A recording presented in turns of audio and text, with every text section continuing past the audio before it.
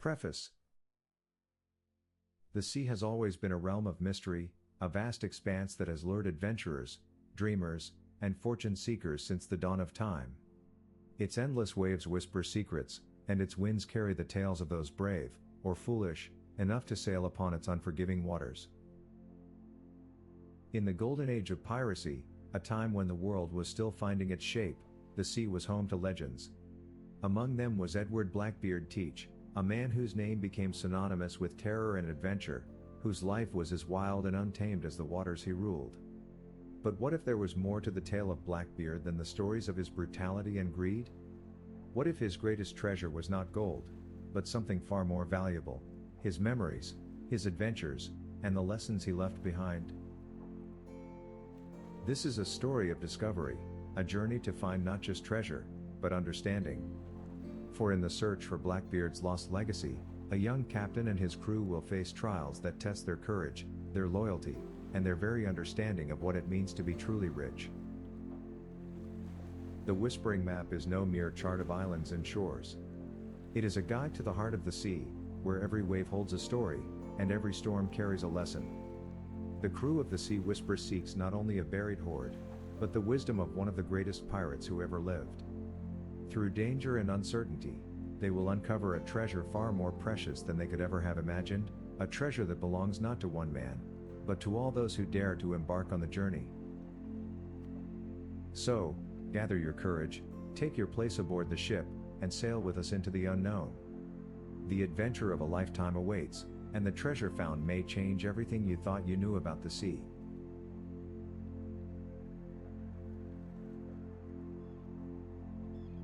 The Golden Age of Piracy. Chapter 1: The Whispering Map.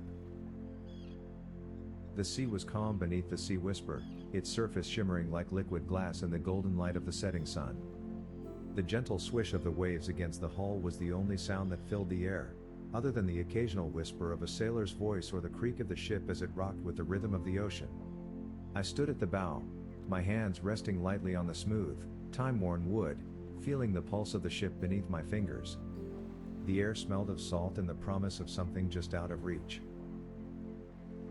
It had been a long journey already, but I felt as though the sea was just beginning to reveal itself to me. The crew worked with their usual ease, rigging the sails, checking the ropes, mending the ship, but there was something else in the air, a quiet excitement that fluttered like the wind in the sails. It wasn't just the sea, but the treasure that we sought, one that had been promised to us through an old, weathered map: Blackbeard's treasure. "Captain," Quinn's voice broke through my reverie. I turned to see her standing a few paces behind me, her expression a mixture of curiosity and caution. Her brow furrowed as she held out a small, tattered bundle wrapped in oilskin. "This came from the old sailor we spoke to yesterday. He insists it's the key." I took the bundle from her hands, feeling the weight of it in my palms. The parchment inside was old, its edges curling as if it had seen many years of wear. I unwrapped it slowly, my heart beating a little faster as I revealed the map. The ink had faded, but the lines were still there, crisscrossing paths, strange symbols, and a jagged coastline that did not appear on any chart we'd ever seen. "This is it," I whispered to myself. "Blackbeard's map. The map that would lead us to his treasure, a treasure not of gold or jewels, but something far more valuable. His memories, his journals, his maps, his life, all bound within pages that spoke of the high seas and the man who had once ruled them with fire in his eyes and a sword in his hand." Quinn stepped closer, her gaze fixed on the map. "Are we sure about this, Captain? Blackbeard's treasure isn't just about riches. There's more to it. There's always a cost." I could hear the uncertainty in her voice, and I understood it. Blackbeard was a name that stirred fear and awe in equal measure. He was a man of myths and legends, a pirate whose ruthlessness was only matched by his cunning. He had commanded the seas for years, and yet, in the end, he had left behind nothing but whispers and rumors. But what if those whispers held something deeper? What if the treasure was not just the wealth of a pirate, but the legacy of a man whose stories were buried beneath the waves? "We're not just looking for gold, Quinn," I replied, my voice steady, yet filled with the weight of our shared journey. We're looking for the truth. Blackbeard's story. The man behind the legend. His memories, his experiences, his soul. That's the treasure. She nodded slowly, her eyes never leaving the map. And you think this map will lead us there? I know it will, I said, tucking the map into my coat. It has too. We stood there for a moment longer, the weight of the unknown settling between us. The crew continued their work, blissfully unaware of the significance of the moment. But I could feel it, the pull of destiny, the promise of something great on the horizon. It was as though the sea itself was calling to us, whispering the answers to questions we hadn't even thought to ask. Quinn turned and called out to the crew, her voice carrying over the deck. Prepare to change course. We sail east, toward Blackbeard's last known haven. The crew responded with nods and murmurs, but there was a flicker of excitement in their eyes as well. They knew that this voyage would be different. It was no longer just about surviving the sea. It was about uncovering a piece of history, about claiming a treasure that had been hidden away for centuries. As the ship altered its course, I stood at the helm, my fingers tightly gripping the wheel. The wind caught the sails, and the ship began to cut through the waves with renewed speed. The sun dipped lower in the sky, casting a warm golden glow over everything it touched, and the horizon seemed to stretch farther than ever before. I could feel the pulse of the ship beneath me, the heartbeat of the crew, and the promise of something greater just ahead. The map, though fragile, held a power beyond its paper. It was more than just directions, it was the key to unlocking Blackbeard's world. The crew worked in harmony, their movements fluid and practiced, but beneath it all, there was a shared sense of purpose. We were no longer just a group of sailors. We were explorers, bound together by the mystery of the map and the treasure that lay ahead. I glanced back at the crew, my heart swelling with pride. They were my family, and I would protect them with everything I had. Together, we would uncover the story of Blackbeard, and perhaps, in the process, we would discover something about ourselves as well. As the ship sailed further into the evening, the last rays of sunlight faded behind us, and the stars began to emerge, one by one, like diamonds scattered across the velvet sky. The night was alive with the soft murmur of the sea, the creaking of the ship, and the quiet whispers of the adventure that awaited us.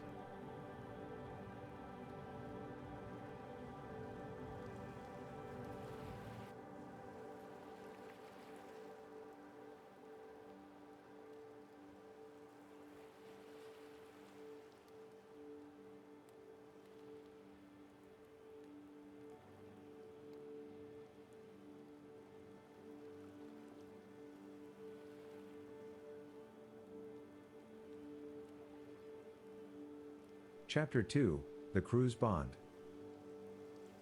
The days that followed were a slow, steady rhythm of life at sea, each one blending into the next like the soft brush of a painter's stroke on canvas.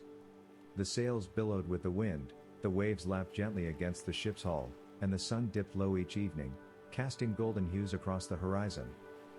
But beneath this serene surface, something more profound was unfolding, the deepening bond of the crew, the quiet strength that came from knowing we were all in this together.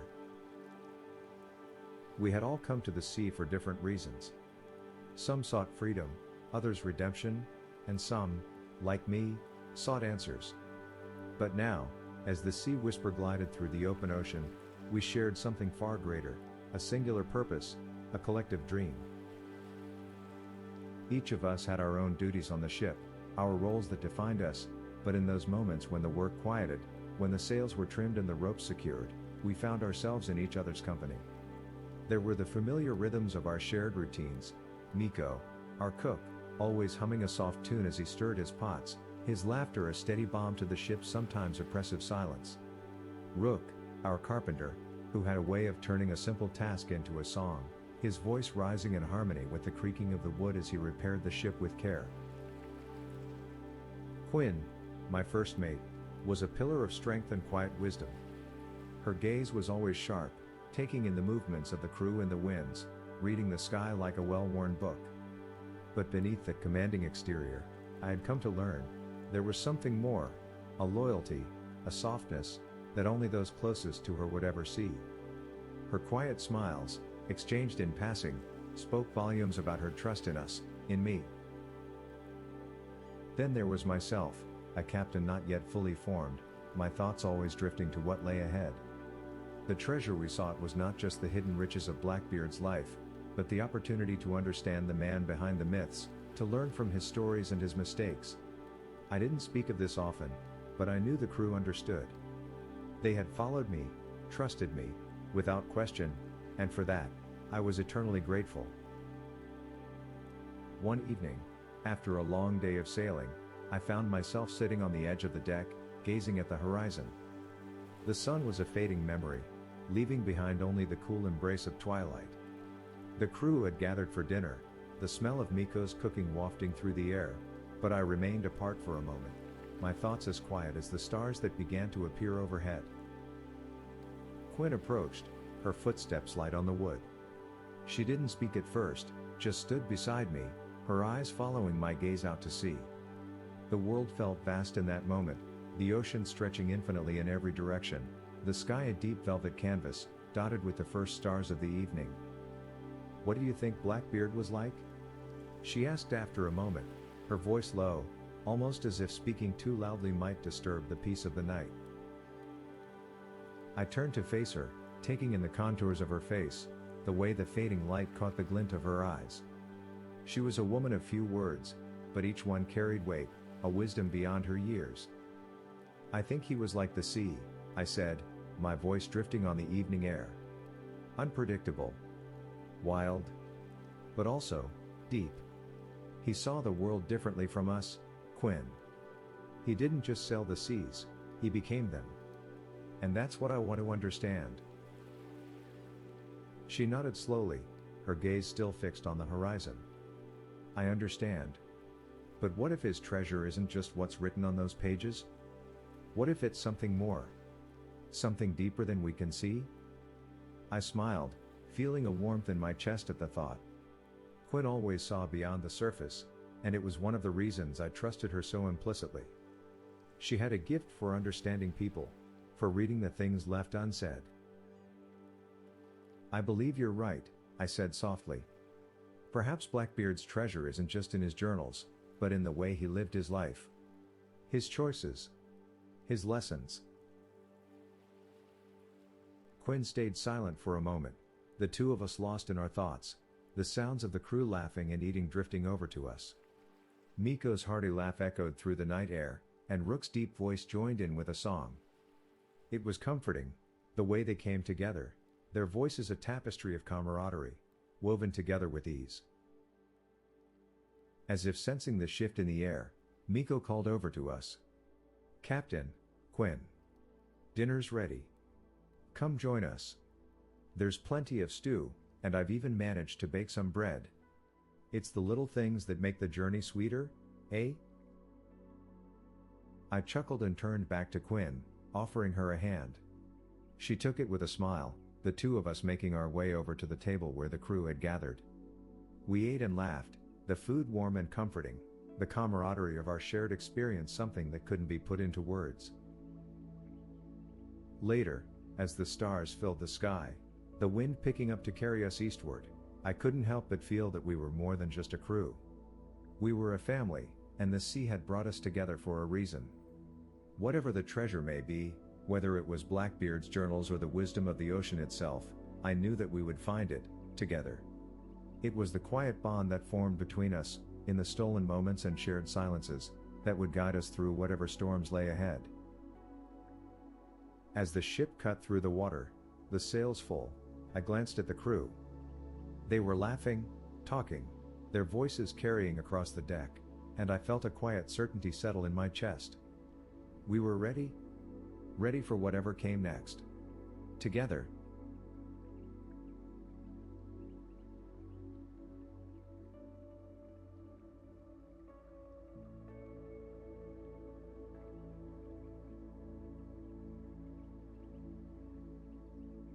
Chapter 3, The Storm and the Secret Island. The wind had been shifting for hours, a restless whisper that carried a sense of something more, something that neither the crew nor the sea could ignore. We had been sailing for days now, following the map's cryptic clues, when the first signs of trouble appeared, a gathering of clouds in the distance, dark and swirling, like an ocean torn by some invisible hand. I stood at the helm, my hands gripping the wheel as I scanned the horizon. The sea, once calm and serene, now seemed agitated, the waves rising and falling in uneven patterns. The air felt thick, charged with a strange, unsettling energy, and the scent of rain hung heavy in the breeze. "Captain, we may want to consider altering course." Quinn's voice was steady, but I could hear the concern underlying her words. She was standing by the mast, her sharp eyes watching the changing sky. "That storm is coming in fast." I nodded, my gaze fixed on the dark clouds as they drew nearer. The crew was already preparing for the worst, securing the ropes, tying down loose objects, and checking the sails. But something about this storm felt different. It wasn't just a passing squall, it was a force, a reckoning that seemed almost purposeful. "It's too late to change course," I said, my voice low but firm. "We'll ride it out. But keep your wits about you. This could be the storm that leads us to something we don't expect." Quinn didn't reply, but her eyes met mine, a silent understanding passing between us. She trusted me, as did the rest of the crew, and that was enough for now. The storm would come, and we would face it together, as we always had. The first gust of wind hit with a force that nearly threw me off my feet. The sails billowed wildly, snapping in the wind like the crack of a whip. The ship lurched, and the sea turned from a gentle blue to a roiling gray, as though the ocean itself was waking from a long slumber. Thunder rumbled in the distance, low and menacing, while flashes of lightning lit up the sky in sharp, jagged bursts. The crew scrambled to secure the ship, their faces taut with determination. Miko had already begun gathering the food below deck, while Rook worked to reinforce the ship's structure. Quinn stood at the foremast, her voice rising above the wind, giving orders with the clarity and calmness of someone who had weathered many storms before. "We've ridden through worse," she called, trying to steady the crew. "But this will test us. Stay focused, stay sharp." The storm intensified as we pressed forward, the ship tilting with every wave, the sound of the wind howling in our ears. I clung to the wheel, my knuckles white from the strain, my gaze fixed on the dark waters below. Somewhere beneath the chaos, I felt a pull, something calling to me from the depths. I couldn't explain it, but the sensation was growing stronger, like a whisper in my mind, urging me to follow the storm's path.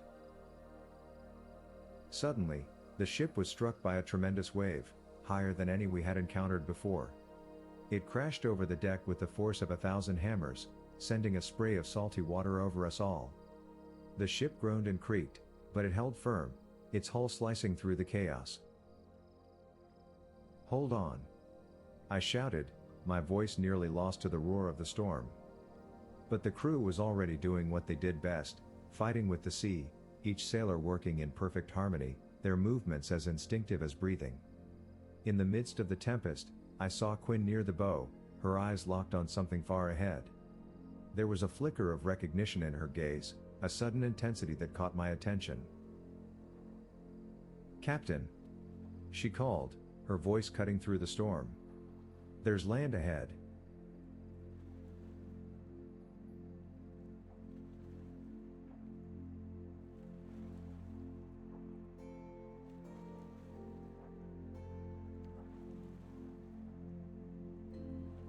I squinted into the swirling mist, my heart pounding in my chest.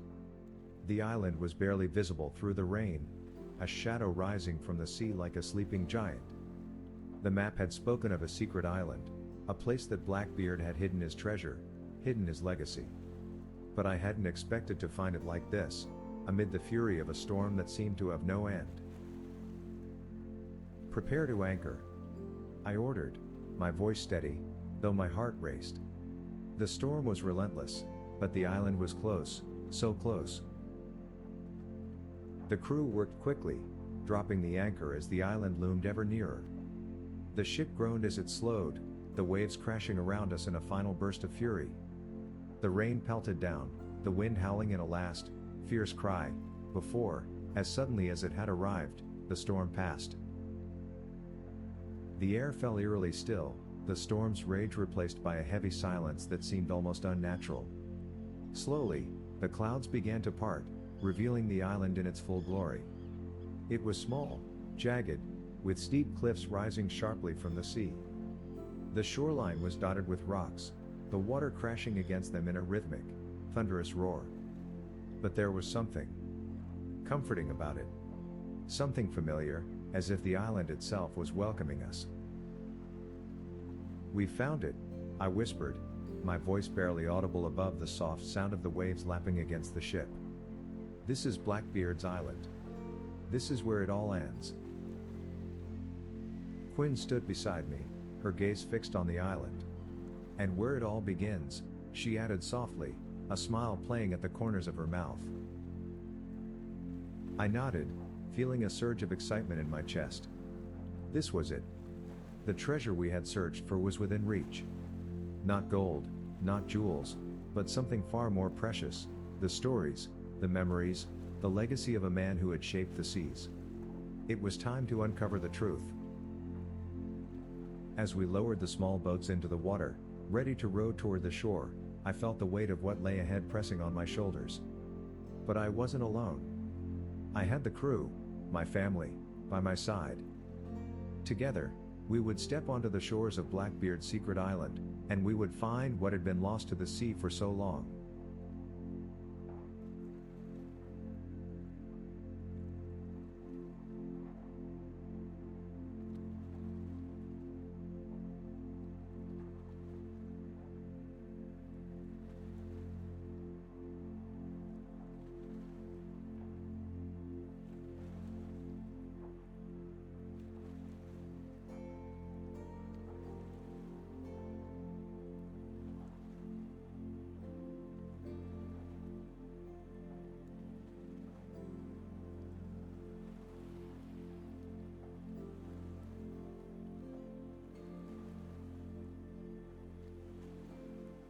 Chapter 4, The Treasure Found.